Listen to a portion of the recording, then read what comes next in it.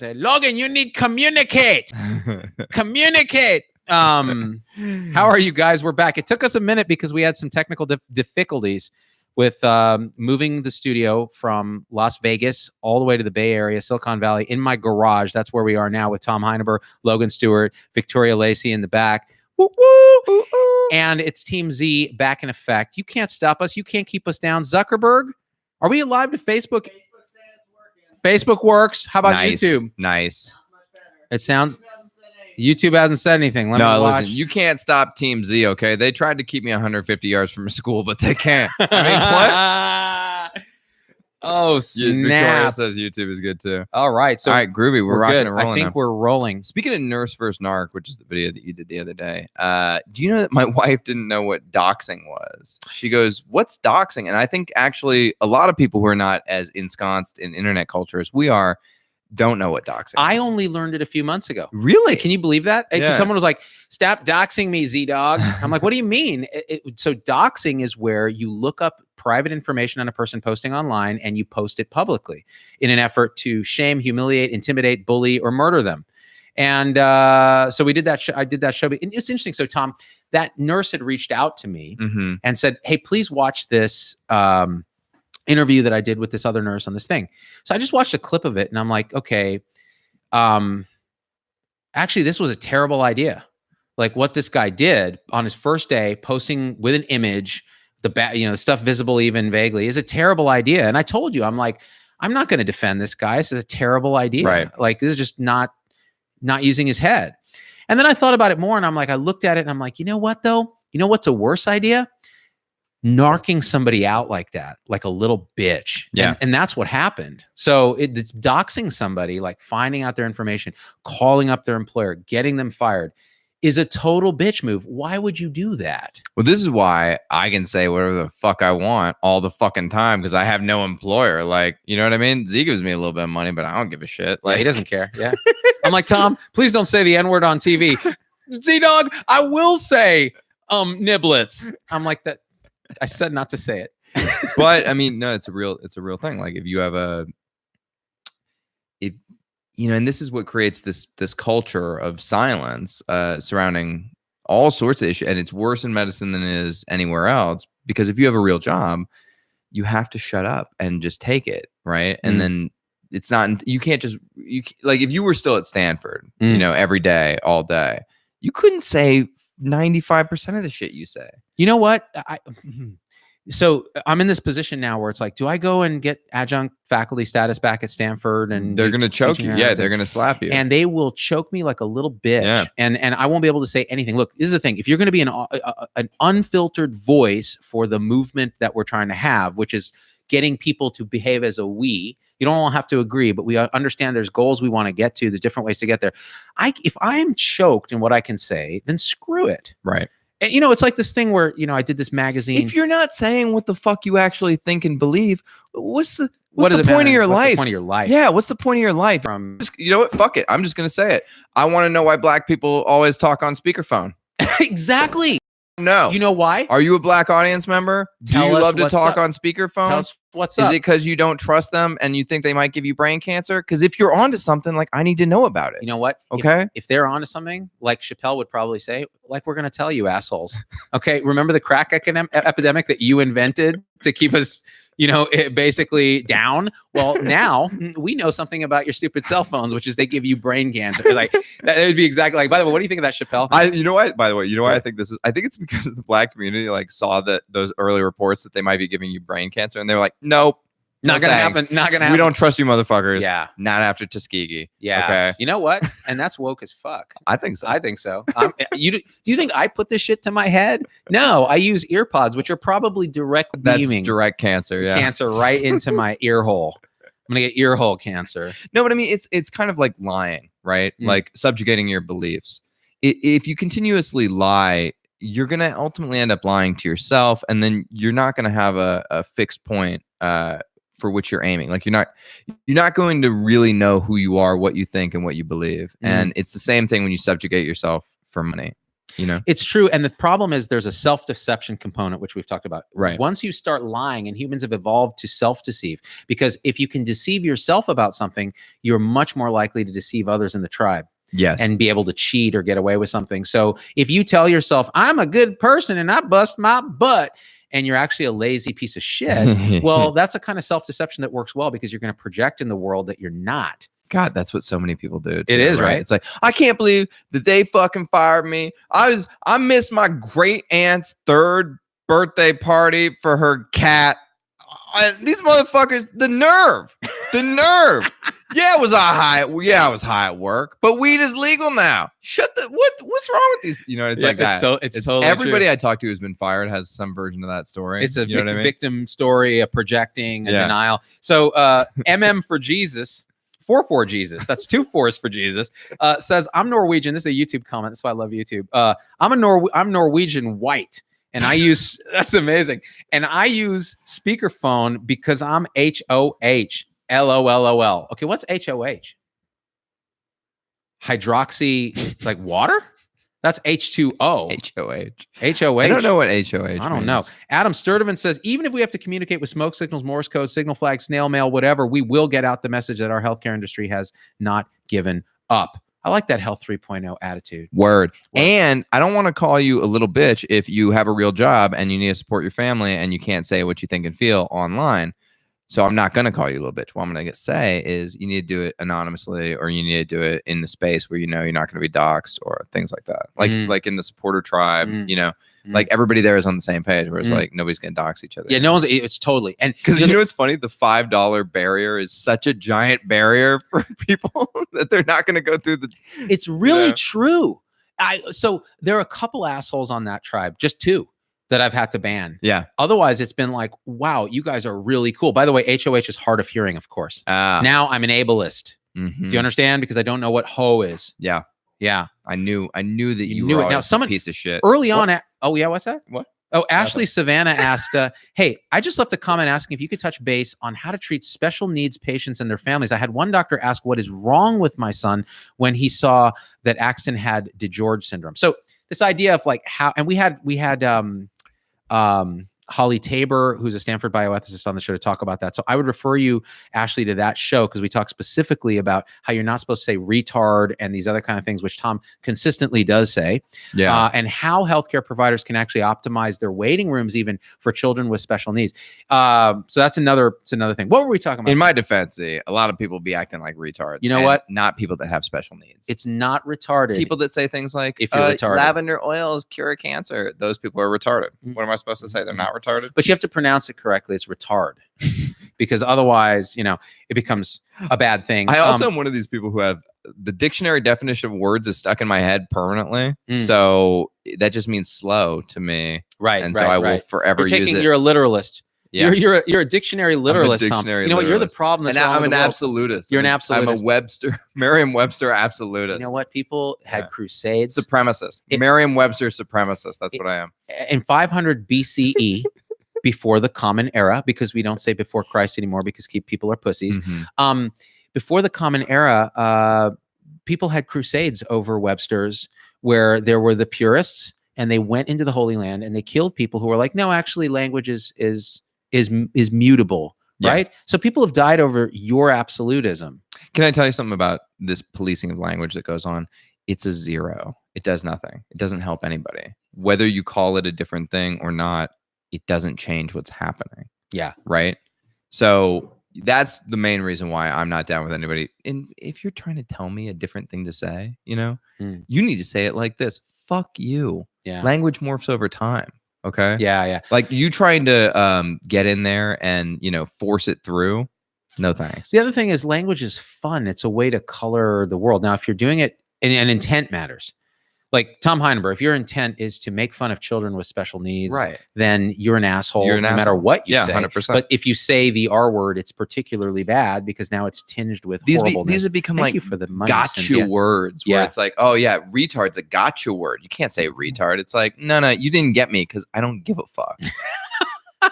You know That's what I what mean? separates Tom Heineberg from some other so-called social media personalities.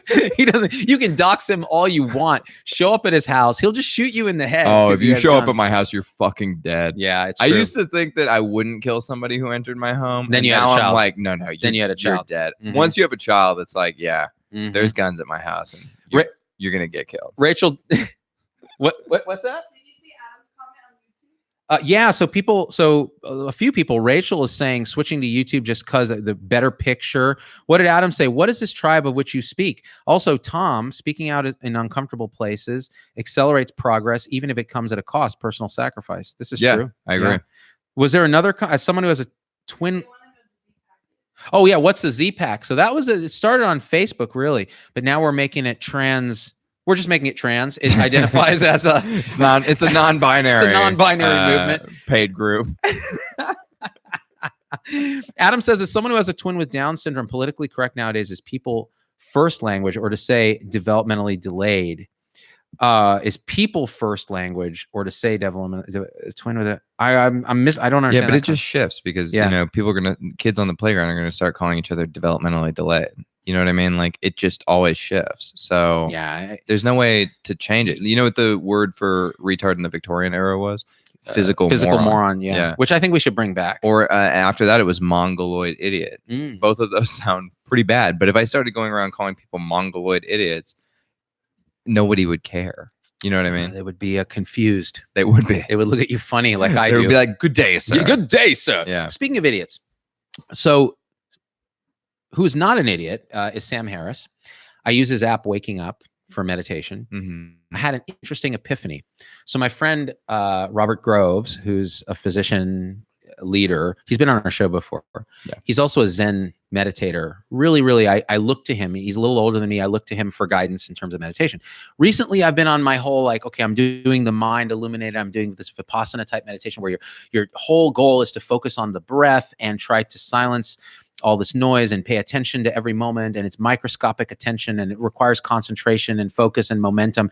And I started getting good at it to the point where I started getting glimpse of the self that doesn't really exist actually disappearing. And what I found happened is I would just get fucking pissed. So the rest of the day, I'm furious. I'm just running around throwing feces. And it turns out Robert reminded me that this is a known thing. It's called it's part of the long, dark night of the soul that comes with meditation process, where as the self starts to become questioned by the mind, it goes, oh, the self is actually being constructed. The ego is an illusion, appears within consciousness. The subconscious goes, wait, no, you need to shut the fuck up because, okay, you're saying there's nothing above me that's actually ego, then I'm coming out and nothing matters. Well, then, okay, let's play right now. And then all this shit comes to the surface. It's all legitimate shit. It may be childhood trauma. It may be emotions that are repressed. It may be stuff that in your daily life, you're like, I'm not going to say this to someone because it's just not a nice way to be in the world. And it just comes out. And the way to deal with that, right? So you can deal with that by powering through and doing more mindfulness meditation and accepting it and working through it with a therapist or doing all this other shit, right? Or there's another way to meditate that maybe requires a little practice and concentration, but Sam Harris's app actually introduced it to me, and Robert pointed it out to me. And that is, there's this guy, Locke Kelly, that Sam interviews on his podcast. And he does this hour sort of conversation with Locke Kelly. And Locke is more of the Tibetan school of meditation, which is the whole goal of meditation is to realize the nature of awareness in any given moment, which is it's free of self, it's free of clinging, it's open and spacious, and it's all connected. So you and I are really the same awareness. Like when I look at you, I'm really looking at myself looking back in a way. I don't know, bro. I'm a much better awareness than you are. Well, you know what? If we're going to play those awareness games, there's a couple ways we can compete on this. I'm just saying I'm a pretty handsome awareness. You know what? Okay? Dick's out right now. Isn't that funny? Like when you're like part of me is agreeing with you, and I'm like, yeah, we are. It's all the same. And then another part of me is like, what you're talking That's about, where what it's it like, is. I'm not the same as Z. I'm better than Z. Totally. That's the comparing mind. That's the ego. And so the way that approach works was fascinating because I did it this morning. Yeah. And I've been having a hard time. Like this transition has been difficult for me, like moving out of Vegas, getting away from you guys, being isolated here, but in a different kind of. Oh, speaking of which, a few people were asking, we're in Z's garage right now. Yes. In the Bay Area. We're back in the Bay in a garage, In a my garage. garage. And the Yeah. reason we're here is we're working on our formal studio. But the thing is, you got to start, you got to get going. Yeah. And I was procrastinating. And I'm like, fuck it. Tom and Logan, come now. We're going to do the studio. We'll set it up in the garage. We'll get guests. We'll do all that. Obviously, we can't have people over here that are lunatics because I will get murdered. So eventually we'll have another place. But so the bottom line is, it's a transition period. There are many reasons I chose to move back to the Bay Area, partially because my social network, my other contacts, my professional network's all here. There's nothing tying me to Vegas because we don't have that clinic. So I said, you know what? It's time. I want my kids to be in this kind of weird, multiracial world where they'll have to fend for themselves. And it's a big, tiny fish in a huge pond. But it's been a transition. And for me, I said, okay, I'm going to meditate more. I'm going to make sure I really kind of try to detach from some of this. No, the opposite happens. I am more embroiled in emotional reactivity because the ego, the self that puts that shit in check is starting to question its existence, which is part of the goal, part of the path. But as a result, all this horrible stuff bubbles up. It used to happen in Vegas occasionally, remember? Yeah, because I would get into this thing and I'd be like, I'm really having these amazing meditations. Fuck both of you, you're fired. and it was, it was this unconscious like well of stuff. And then you'd get past it or you'd actually backslide in meditation where the self actually reasserted itself. Right. It was like, you need me, bro. You see why you need me? Because underneath is an asshole. But see, that's the lies that the ego tells you. The truth is underneath is all this unconscious residue you've been carrying around with your whole life and you haven't dealt with. Right. And now you're in a chance to deal with it. And what do? You either reify the self, bring it back and tell it to shut up, or you deal with it. So one way of dealing with this stuff is what Locke Kelly is saying to Sam Harris in this podcast, which is the direct path. Why don't we skip all this? Okay, let's focus on the breath and let's really focus our concentration. It's helpful, but then when it's not, let's figure out why are we doing this? We're doing this to find freedom in any given moment from suffering. Well, how do we do that? We recognize what already exists, which is the nature of awareness is open, it's expansive, it's without a self, and it's made of pure connection and almost love. He uses the word love, which is a spooky word, but what that means is when you feel it, and it's something you can't describe, you can't intellectualize, you can experience it. So he said, why don't you try to feel it? Here are some pointing out exercises for realizing this in glimpses. And then over time with concentration, you stabilize those glimpses. And so I did the exercise this morning. And because I've been meditating so much, I have some momentum of concentration. So within 5 minutes of listening to this, I was in this state where I was connected one with no center to the consciousness, just experiencing everything arising as consciousness experiencing itself, which it sounds stupid until you experience it. And suffusing it was abject peace, love, connection, tranquility. And if you act in the world from that, even in glimpses, you release all this. So all the unconscious stuff was still there, but I could see it as just this appearance that it happens in consciousness.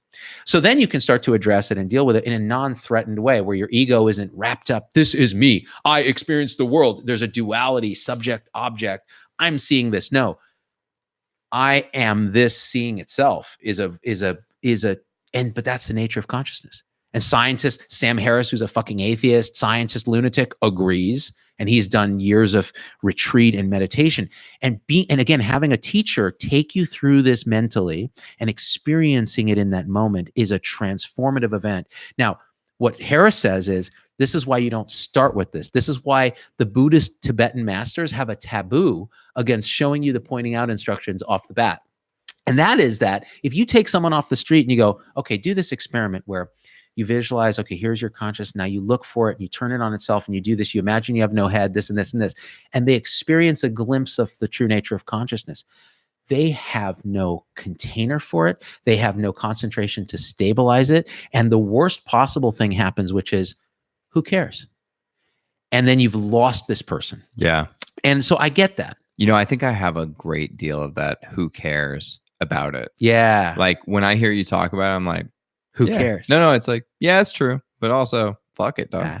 You know? Yeah. because I've had these peak experiences like on DMT or on psilocybin that were very similar.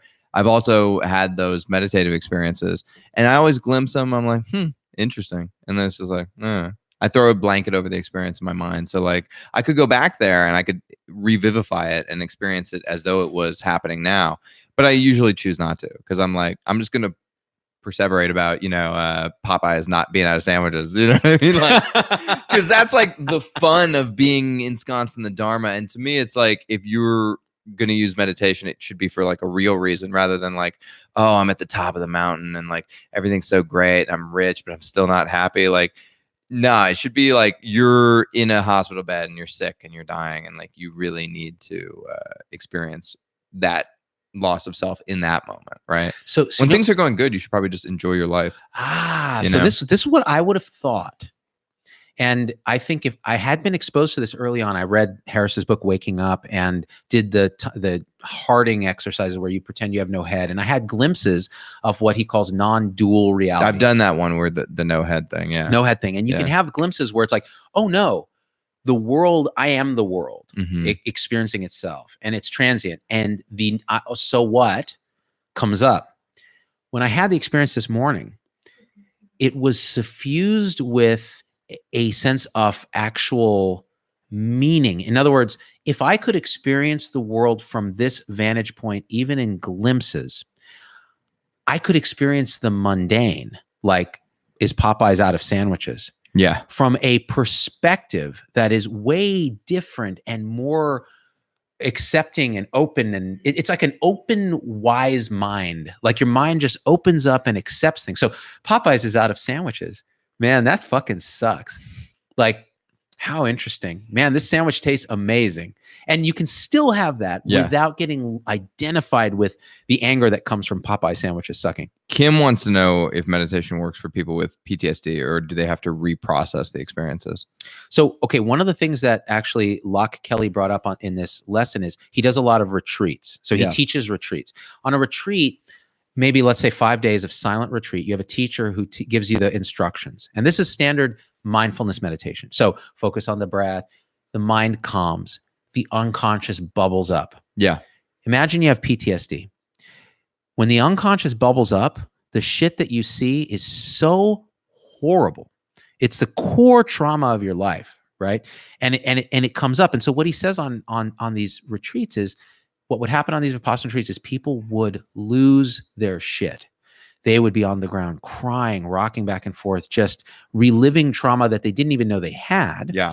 And it happens on psychedelics. It happens on DMT. Yeah, I've heard experiences of people being on DMT or in ayahuasca sessions and having experiences where they feel like they're being strangled. Right. And it's the umbilical cord being wrapped around their neck at birth, and they still have like the unprocessed, because there's this book called The Body Keeps the Score. Yeah. Yeah. It's basically just about how we store trauma in our bodies. And, because trauma is going into the point you were talking about consciousness, trauma is a physiological response. Like the fear response is a physiological response. Right. But we as the self witness the fear response and we go, who's in danger? Oh, I'm in danger. And so that is where the mental part of trauma occurs, right? And then you store that in your body. So what you said is exactly right. And what he says then is, okay, so these people now are experiencing a transient loss of self. Mm-hmm. This horrible trauma is bubbling up. And what ends up happening is the self comes back, reifies itself, says, I am here, I am traumatized, I am broken, I am damaged. And that causes suffering. Yeah. What he teaches now is this sort of way of seeing that is from this different, wiser, open perspective of the higher mind, which says, first of all, there's not an I except what appears in consciousness. The true I, the true self, is the knowing in which everything arises. And that self is undying, undamaged, undamageable. Yeah. And so when the all, God, when you witness that trauma and suffering from the vantage point of the all, it is accepted with love and acceptance and allowed to be instead of identified with, which then changes. So he says now when he does retreats, people don't decompensate. They still have the stuff arise, but it's very different. So I thought that was interesting. So that's the long answer to the PTSD question. In Tibetan, it's interesting because in Tibetan Buddhism, you meet the all when you die. And if you accept that you're part of the all and that you're the undying as well, you that's nirvana and you never have to live again. But if you cower and you have a fear response to the all, then you get kicked back down to the karmic cycle to live again, to do it again. And that's reincarnation. And the thing is, you can find nirvana in this life in glimpses anytime. That's the other teaching is this is not reserved for esoteric monks sitting in a cave. This is not reserved for Joe Rogan doing high dose DMT and meditating and having really woke guests on a show. Anyone can do it. It's just you have to understand the pitfalls, and probably having a teacher helps, or having a book, or listening to good people teach you this over years. Sometimes it takes time to stabilize it. And so for me, this was a real epiphany, and it just happened today. And it was because a friend of mine who was connected through the universe doing shit happened to point out at exactly the time I needed it. Here's a teaching that might help you. Yeah. Some people were saying in the comments that I checked out when I was listening to, which I think you guys are all projecting because I was actually just listening to Z. Actually, I know when Tom checks out, and actually, I've been impressed that I actually held Tom's attention for longer than I normally do. Well, I was thinking about it. I was going through as you were talking, and you were like, in the self and blah blah blah, and I was like, fuck this guy, and then I was like, oh wait, no, that's myself, and I was like, I want to get in more jokes about Popeyes and their new sandwiches, and Z's talking about this dumb bullshit. But you know what? I'm gonna go with it. I'll go with it. You know what's funny? Actually, I'm gonna get metacognitive for a second. This is part of the reason I'm unhappy, is I don't have Tom Heineberg here to talk about stuff that matters to me. Like this stuff, actually, I care about. Yeah. Do I care? Well, also too, the first time me and Z ever met, we had a 3-hour meeting about the nature of consciousness. Because Zubin basically was like, Logan emailed Zubin's assistant, and then we got in the meeting, and he was expecting Logan to be the talker, and I was like, "What's up, motherfucker? I heard you do YouTube videos where you dress like a woman. Anyway, let's get into the nature of consciousness."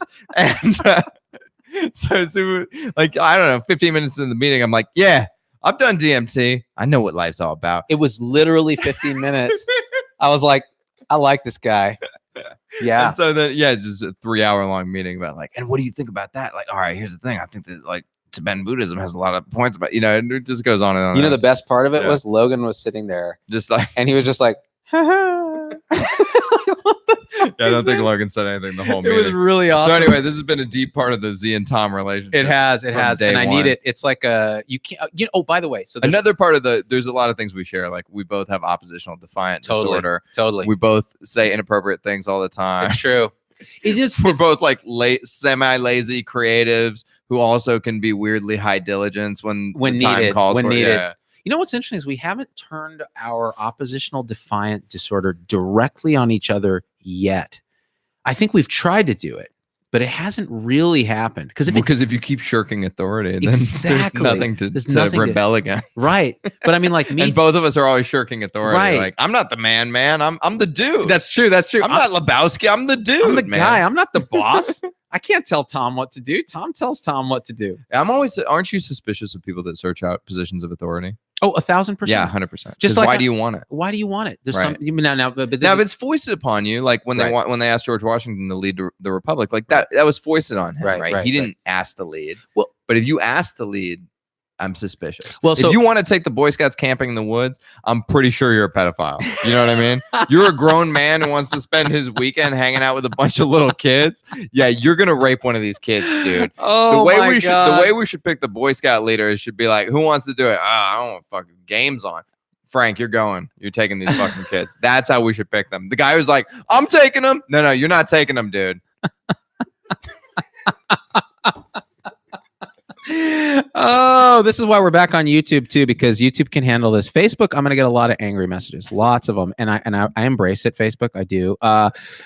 We were talking about something about oh my god, no, I was just doing that. Let's see. So Crystal Greenwell says Tom moves to Cali. The ZPac needs Z-Dog tech issues solved. They're solved. Am I in the way? Did we do something wrong? We're fixed. No, they're good. Yeah, that's why we have Logan. Yeah. Yeah. I'm never moving to California. It sucks here. Yeah. The weather is great, but like everything else is trash. If I hadn't lived here before, I would never move back here. The Silicon Valley is like Los Angeles if everybody was 100% smarter and 50% uglier. That's very true, actually. And 30% even less woke. Uh-huh. I was telling Logan, like Logan was like, "Oh, it's overcast here when we landed in San Jose," and I was like, "I like it. This feels like my ancestral DNA. Like it feels like Ireland or something. Right. Like, you know what I mean? Right. Like, right. It is great. Yeah. The weather is fantastic. The outdoors is great. I've been getting into biking. I've been doing all sorts of shit that you're going to make fun of me for. totally. And I love it, but I'm missing the I don't give a fuck of Las Vegas, which is pretty awesome. So we're just going to bring it here. By the way, we're rebooting this whole mission, right? Yeah. At this point, no one on God's fucking green earth is going to tell me what to say or what not to say ever again. Nope. I will never work for anybody, period.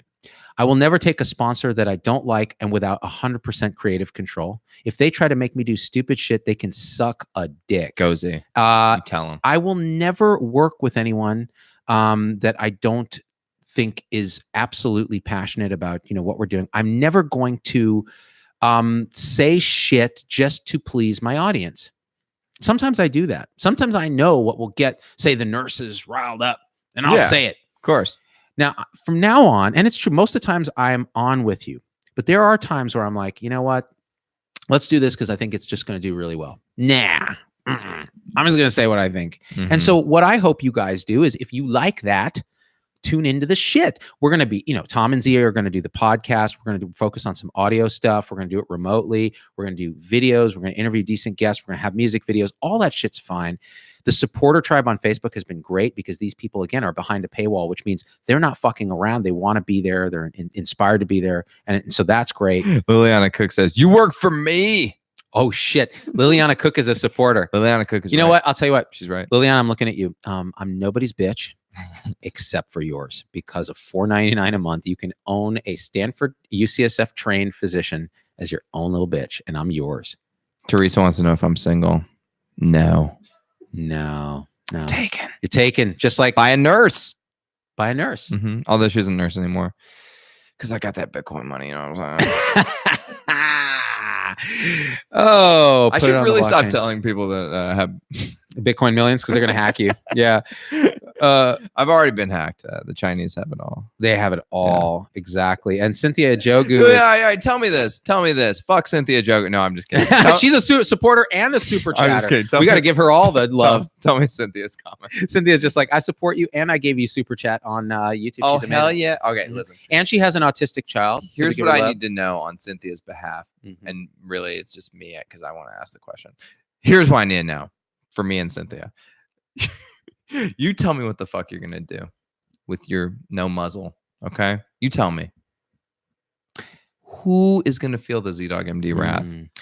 Basically, every legacy system in healthcare needs to fucking be burned down or co-opted into a model where we're paid to actually do good for patients.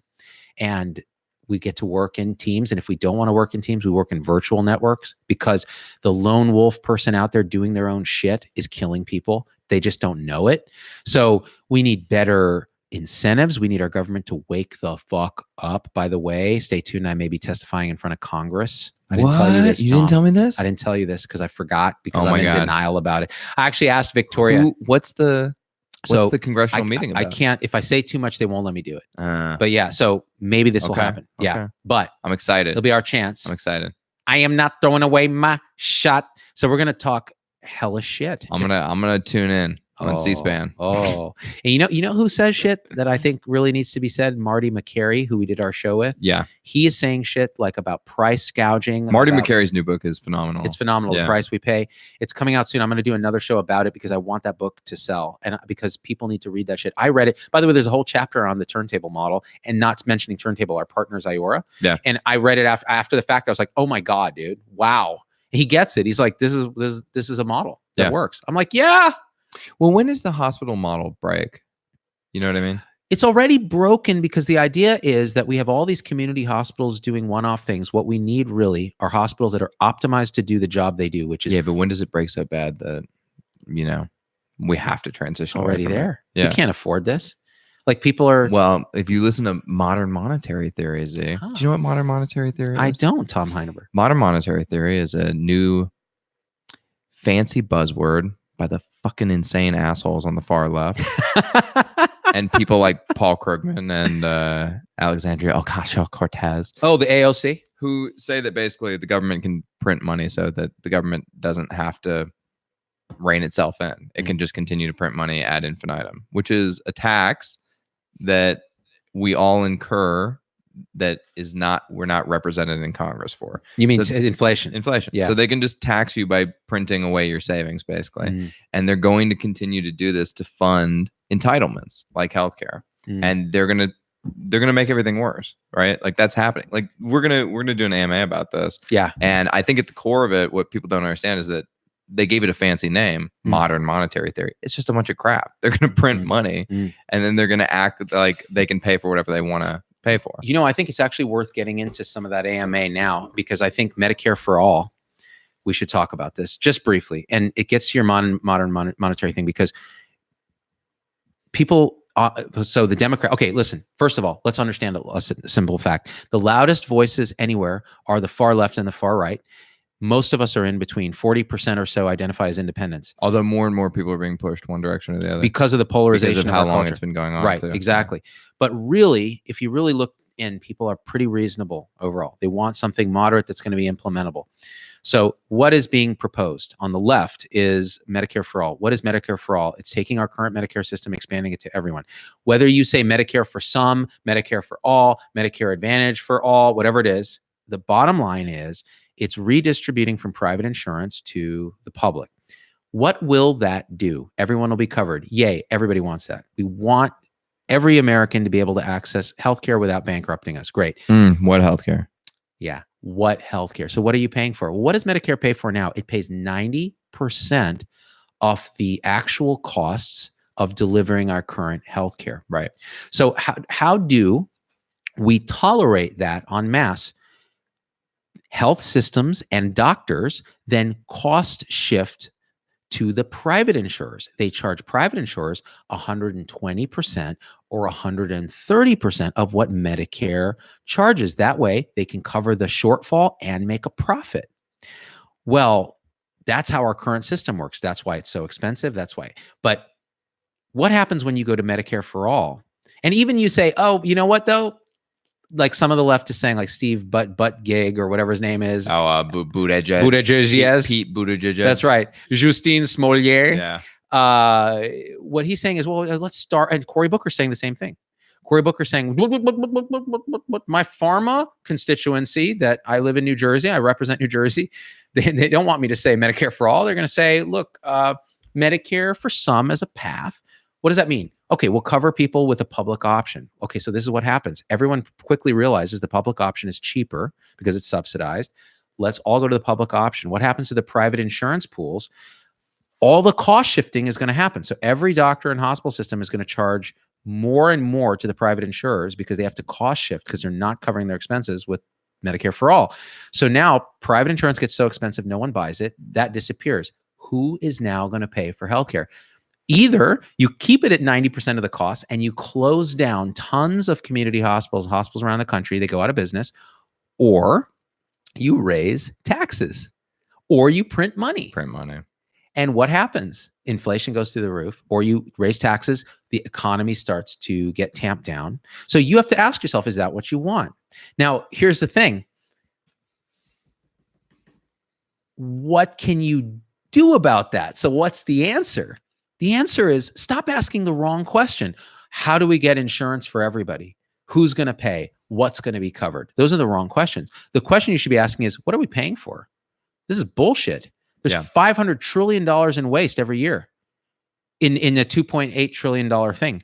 How about we cut that waste? We wake up and say, you know what? Doctors and hospitals can be part of the problem, but they can also be part of the solution if we lead it. Otherwise, someone else is going to do it, and we're going to be screwed. Okay, let's actually figure out care delivery models where we take care of each other so we don't burn out, and then we can take care of our patients. Let's focus on primary care, prevention, relationships, and then the other stuff gets tightened and falls into place. Let's use centers of excellence where people can really super specialize and do something really, really well so that our patients get amazing quality care because people are doing a lot of it. And then guess what? You'll be able to pay for it, bro. Whether it's employers, which by the way, who foots the bill for private insurance in this country? Yeah, it's employers. So what you're doing is you're saying you're cost shifting from employers to the government, and then you're going to raise taxes on everyone. How about fix the care model? Use a government option actually to cover some people, maybe make it competitively based, like a Medicare Advantage model. You know, you can basically tie the rise of the gig economy to that part of the Obama's Affordable Care Act that said that small businesses had to pay for their employees' healthcare. Oh yeah. You can tie the gig economy directly to that moment. You know, it's probably partially true because what the ACA did is it said if you have over 40 employees. I remember small business owners complaining about it Mhm. because it was detrimental to anybody who was running a small business. So look at Uber and Lyft now in California. Right. California, what they're going to do is they're going to say, you know what? These are not 1099 contract workers. They are employees. Yeah. Which means now they're bankrupt because they have to provide health insurance. They have to provide payroll taxes. They have to provide other benefits, workman's comp, and it breaks their model. Yeah. Well, so the question is, okay, so what are the Republicans posing? I took a shit on the Democrats. Let's take a shit on the Republicans for a second. They're like, well, this is what we should do. Okay. Keep the current system because yay. No, that's broken. Second proposal. We could have lower level insurance coverages like we used to have where it's less coverage, they're cheaper plans, and people could be compelled to have those or they could go buy them themselves. Well, it turns out that those have deductibles of like 10 grand. They have pre-existing conditions not covered, and they actually they're not really great insurance. Yeah. So as a result, people aren't really covered and they're spending a lot of money. Well, what's the point? That doesn't solve the problem. And then they're saying, well, maybe we can just tweak the ACA and make it more usable. No, ACA doesn't address the fundamental problem, which is rising healthcare costs. ACA would bankrupt the US. It just delays it. So the bottom line is you gotta affect rising costs. You do that by affecting care delivery. That means it's us that does that, which transforms system. Models like Turntable, using high deductible plans in conjunction with primary care paid for directly by patients, employers, or the government, depending on how poor you are or how rich you are. That actually allows competition among primary care providers to provide the best prevention. When it fails, there's a catastrophic insurance that behaves like insurance, which it covers catastrophes. Yeah. You don't use insurance for prevention for your car, for your oil changes. It's the same thing. And you can cover people who don't have money because the government will have money to pay for direct primary care. You have people compete. If you want to save insurance companies, because they actually are good at certain things, like risk adjustment and looking at like actually managing risk, managing claims, processing that stuff. Okay, fine. Have them compete to administer a Medicare Advantage for all and compete for who can do it best, most efficiently, with the best outcomes, and pay physicians to keep people well for quality instead of volume. You fix healthcare, you pay for it, we do it, we lead it, healthcare people lead it. That's what I want to fucking talk about. And stuff. It sounds good. It sounds good, but it seems a million miles from reality. You know why? Because if we keep our current fucked up way of doing things, it will be. When I also this is why you can't do things by decree, because, you know, the people at the top don't know what the fuck they're doing. They're winging it just like everybody else. It's like the thing we were talking about being suspicious of authority. You should be suspicious as fuck of these fuckers because they don't know what the fuck they're doing. They're just winging it. It's like Trump. Like they made Trump president, a bunch of idiots, and then he just got in there and he was like, "I don't know, I'll just fucking, I'm gonna meet with that North Korea guy." You know, it's like that's what I would do if I was president. Like that's the level of retard we have in the presidency right now, and this is everybody who's at the top is doing the same shit. You know what I'm saying? No, I'm. So what I'm saying is we can't have systems built by decree because they're always going to be moronic and they're always going to miss, because think about in a free market system, the price of something, right? Do you know how much real-time information is packed into that number? It's insane. When you decree it, there's no information. It's a committee of fancy assholes who go, "This is the number." I am 1,000% with you on this. And this is something that both the right, the left, and the middle should agree on. That's generally, if you try to micromanage an economy or you try to micromanage humans from above, it will fail. It will end in disaster. Yeah. And the reason is exactly what you said. Those people don't have that information. They don't have the capacity to make these decisions. But you know what does is actually networks of humans Right. sharing open data. Wisdom of the crowd. Wisdom of the crowd. You know what? It's the same as that wise mind I was telling you Look about. at, It encompasses everything. Look at LASIK surgery, right? Do you know how cheap and effective LASIK surgery is now? It's gotten so. Yeah, because it's basically a free market system because it's an out of It's a commodity. When it's out of pocket, right? Well, and the same goes with direct primary care. For $40 a month, you can have amazing primary care because that's out of the. So why the fuck is the government in healthcare at all, even a little bit? Because it's been deep in the healthcare game. And I will say this. I'll say this, and this is for my homies on the left because I'm in the Bay. Fuck you guys, by the way. Yeah, well, there's that.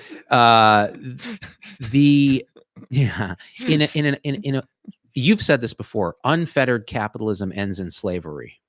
Yes, and it does. Unfettered sort of free market when it comes to healthcare ends in poor people not having healthcare. Yeah. So what you have to do is the government has to do what it is good at, which is providing that bottom safety net. Send money to the poor to go buy their healthcare on the open market. Well, but then if that's what you want to do, but so that's a real social. So you got to set up an open market. There isn't one. Well, there's no price. There's been government intervention for 50, 60 and now years. The government has intervened in about 50% of healthcare between Medicare, Medicaid, CHIP, and the VA. It owns. I know, but I'm saying instead of letting the parasite just fully take over the host, which seems to be everybody's plan, my plan is to kill the parasite. Like, I don't understand what's so complicated about this. Well, so let me say one thing. So, by the way, Rachel says, "Can you buy Greenland with Bitcoin?" That's a real question. The answer is absolutely. You need 6.5 Bitcoins, apparently. Here's the thing. So, 6.15. Sorry, I didn't understand. I don't understand it, but you do. So, people on the left I know who are saying, "No, the government can manage this." Let me give you an example of how they managed medicine. They said by decree, and this made a lot of sense at the time because intuition, we should be on electronic records because electronic records reduce errors. They can get us big data. They can lower costs. They improve handwriting. They connect us, etc. So they decreed in a way, and if it's not a real decree, but it is because it's an incentive, they're fucking with the free market. They said, we will pay you or penalize you if you fulfill this thing called meaningful use. You will get an EHR.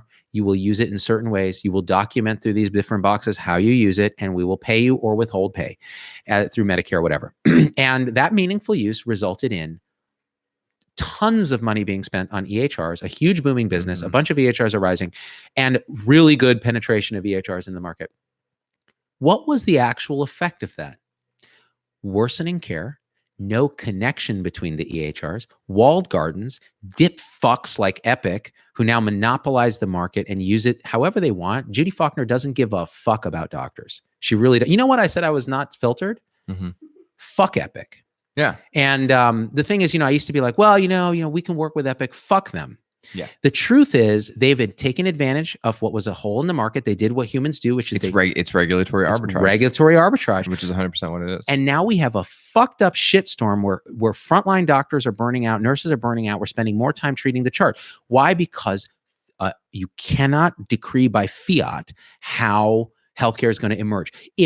If EHRs helped healthcare and it was a truly transparent, price transparent, free market with a little government subsidy on the bottom, whatever, to cover everybody, do you think they would have emerged the way they did? No, they would have emerged to actually serve patient care if patient care is what you got paid for. Yeah. But they don't. Yeah. So fuck Epic, fuck McKesson, fuck our good friends Athena Health, who we love, fuck them, because they're part of the problem. Can we fix it? Yeah. Is it going to take all of us together with a voice? Yeah. How does that voice emerge, Tom Heineber? Social media. Part of the reason we're back on YouTube too is I want a broader platform. Facebook can be an echo chamber. Why don't we get everybody, young people on YouTube that are more male, to stand up and say, we have a voice as a we can actually create networks of flexible humans that actually transform things. It doesn't have to be a fiat from above.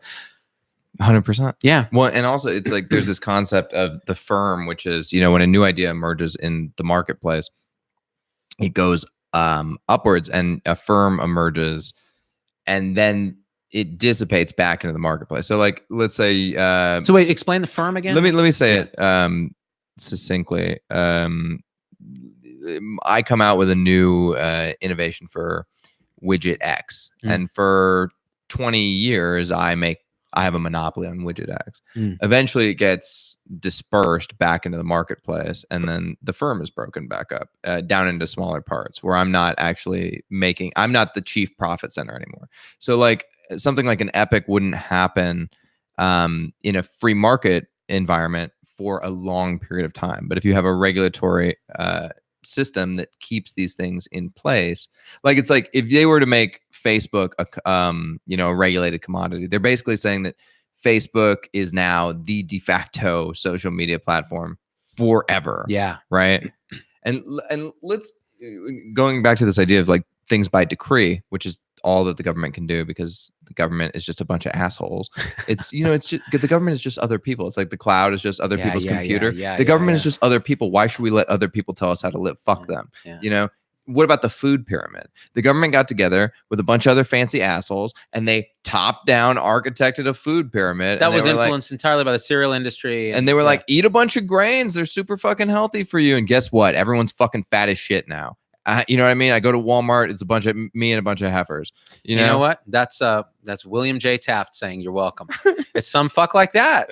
Like it's true. It's true. It's absolutely true. Like there's some smart people in government, but they're not smart enough to do this. No one is. Right. That's why we need robot overlords, Tom Heine. I think so. Yeah, I think we do. Those are sentinels. We need sentinels. We need the sentinels. By the way, so that's one thing like we can do about healthcare is there does need to be some more open, transparent negotiating power with pharmaceuticals, like there is in Europe. I don't think we should have I used to believe the lie that like we needed that 20-year cycle for drugs. Patent stuff. Get rid of it. Just for R&D, but they don't do R&D. No, they don't. No. So fuck them. They shouldn't have patent protection on anything. Patent reform, open competition and price transparency, and better research. We need research innovation in how we do research, because right now our research system is broken, so it takes forever, and our regulatory system is broken. It takes forever to get a drug approved, yada yada yada. Yeah, all that stuff can be fixed. That's one thing. Look, Trump and then what do? They get it fucking wrong when it gets to market. Yeah, like the whole country's addicted to opiates and benzodiazepines. Why? Guess why? Top down edicts. We must treat pain. Pain is the fifth vital sign. If you don't treat pain, you will be sued. By the way, we need tort reform too, but that's another thing. I hate lawyers. And everything top down starts from this thought of like, we can't let X number of like bad things happen. We can't let that bad thing happen. So we are going to just totally, it's like trying to treat a common cold by just killing the person with the cold. It's like, now they don't have a cold anymore. Because you fucking killed them. Yep. You killed them. Dead. You killed them. Of course they're not gonna have a cold. Liliana Cook says Logan needs to draw his own Dorian path too. Did you see that whole Trump thing where he had a fake? It's amazing. And you know what? Trump doesn't bother me at all. Yeah, I think Trump is kind of hilarious. I think he's funny, which is my white privilege talking. It is. It's my brown privilege. Fuck sticks. I love it when people accuse me of white privilege. Yeah, I'm like, I have privilege, but it's not white. It's off-white privilege. Yeah, I don't know what the fuck privilege is. I don't even get. That's a whole nother conversation. We'll stay out of it this time. Don't even get me started. By the way, so people should shut the fuck up, though. I know that. I know that much. Why is everybody? Let me ask you this. Why is everybody such a fucking victim? And how come nobody has any goddamn self-respect? I was pulling out of the Coffee Bean the other day because that's where I go. Because you're white privilege. Because of white privilege, right. And. I almost slammed into this girl, in my car, I almost hit her car. It was kind of my fault. There was we both had semi-control of the lane.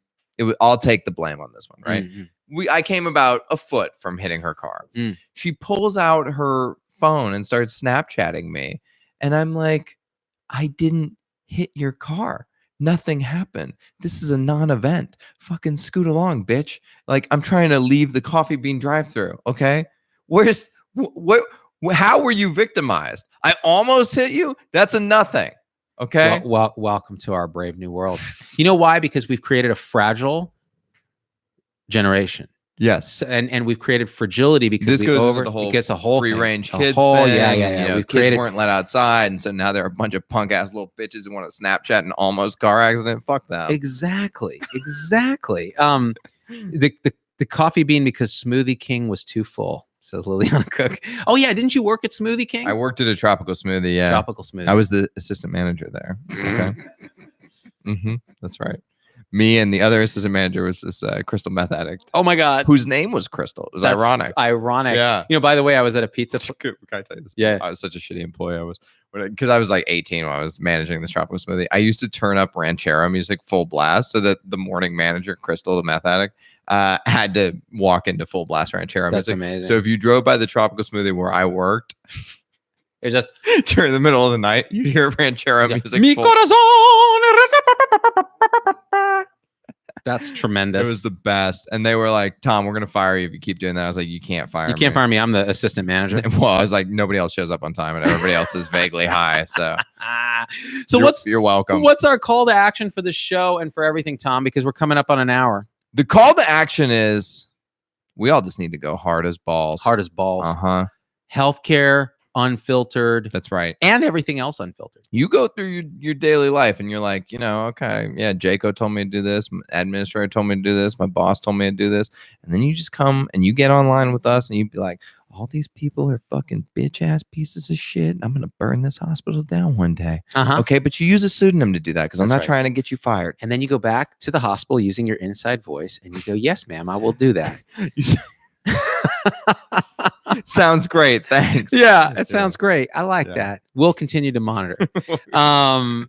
So guys, do me a favor. If you're not on YouTube, go to YouTube, hit the subscribe on the ZDoggMD channel, and then there's a little bell next to the subscribe.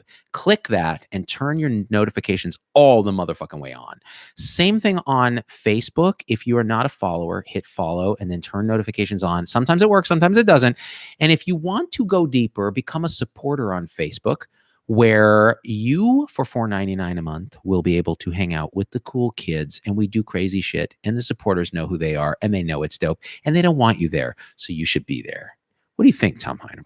I think I'm glad to have you guys back. I on the missed thing. you, bro. I missed you too, bro. Missed you, bro. Oh, we should tell people too. We're gonna do this much more often. Just me and Z morning round style. Morning round We have like a remote setup, so Yep. we're gonna do it remote. It may just be audio at first until we can get it all dialed, but Yeah. then these guys will come up. We'll do shows from the studio. We're going to continue to do all the usual stuff we do, including music videos. Megan says, but balls aren't hard. They're soft and sensitive and easily damaged. Do you want to hear my only feminist belief? Come with it. My only feminist belief is that I agree. I agree with this sentiment because think about it. Like when we call each other pussies, like think about how soft and sensitive your dick is. But like a pussy can take like a real pounding and a stretching and It's like resilient. it's a baby comes out of resilient. it. Right. That's right. Right. That's true. So we should be calling each other pussies as like a term of endearment. our tough guy. Like this guy's a fucking pussy, Yeah, dude. look Like, at he that just guy. lifted like 800 pounds, dude. Dude, that guy is the world's biggest pussy, dude. He will crush everything.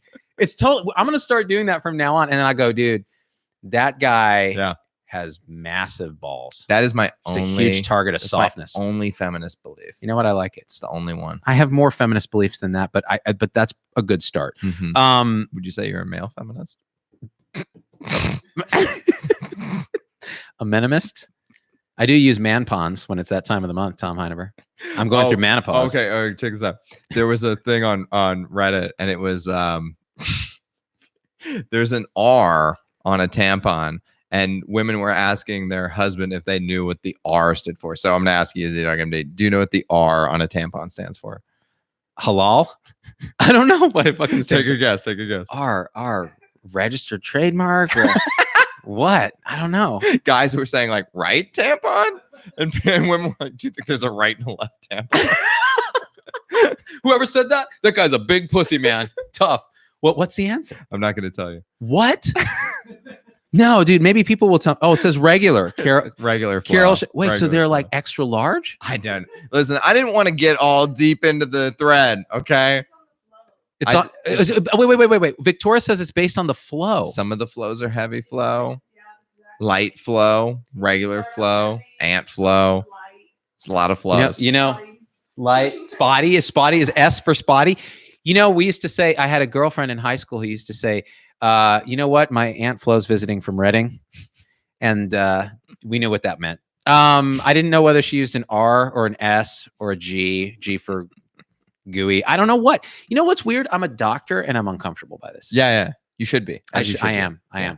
I told you the lady parts make me nervous. Lady parts are mysterious. They are. Okay. It's a beautiful flower. You know, to quote the Three Amigos, when do you think Carmen will open her flower to you? And he says, tonight, or I will kill her. By the way, I told my wife because we're thinking about like having another kid, and I was like, listen, people don't have to enter the world through me. They just don't. So whatever you need, you just buy it. Okay? I can't do anything like emotionally to support you. But if you want stuff off of Amazon, girl, you just fucking buy that shit. You treat yourself. You know what?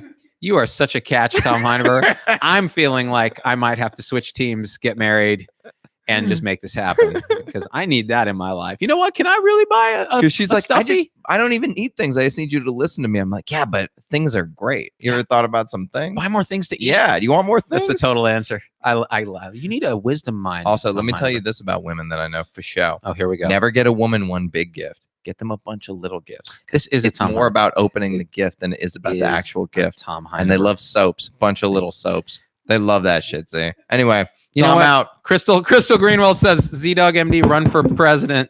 Tom Heineberg says I'm out. I'm out too. God damn it. Fuck this. I love you guys. I'm in Tom's seat. I'm in Tom's